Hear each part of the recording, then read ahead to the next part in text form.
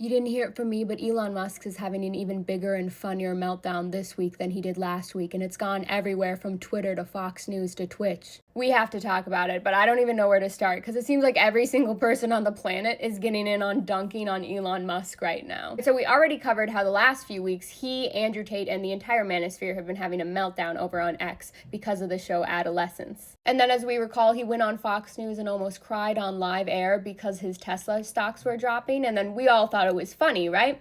And so then the other day, Tim Walz is speaking in Wisconsin, and he makes a joke talking about how anytime he feels bad, he just goes and looks at the Tesla stock, and it was hilarious. And it upset Elon so much that yesterday he went back on Fox News and started crying and whining again over how mean Tim Walz and the left are.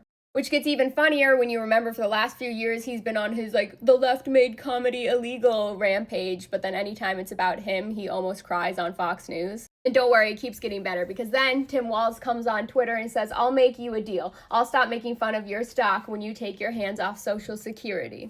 In literally a direct call out. But whilst all of this is happening, Elon Pelon is getting dragged on his own platform for a different reason. The fact that he is a fraud at video games to the point where gaming companies are calling him out. And you might ask yourself, why is he angrily responding to Hassan Piker in this tweet? Well, it gets even better. Whilst all this is happening, Elon's daughter Vivian goes on Hassan Piker's Twitch stream and exposes the fact that he is bronze in Overwatch and terrible at video games, so there's no way he got to any of these places without his account being boosted.